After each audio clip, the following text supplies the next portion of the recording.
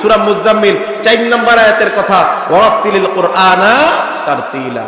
আল্লাহ রাব্বুল আলামিন সরাসরি বললেন ওয়ারাত্তিলিল কুরআনা তারতিলা, বান্দা কোরআন পড়ো সঠিকভাবে।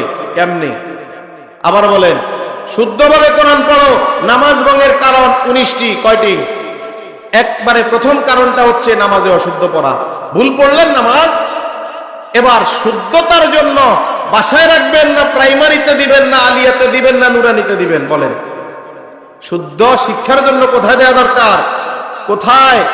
মসজিদগুলো একসময় মুসল্লি থাকবে না, আল্লাহ রাসূলের হাদিস। কিন্তু না থাকার পেছনে প্রথম কারণ এদের প্র্যাকটিসের অভাব, ট্রেনিং সেন্টারের অভাব।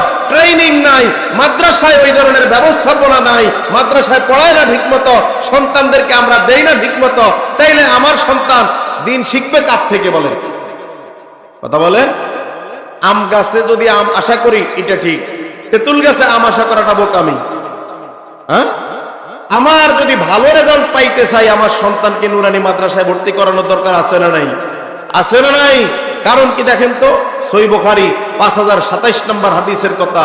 আন উসমান রাদিয়াল্লাহু তাআলা আনহু قال قال رسول الله صلى الله عليه وسلم خيركم من تعلم القرآن وعلمه।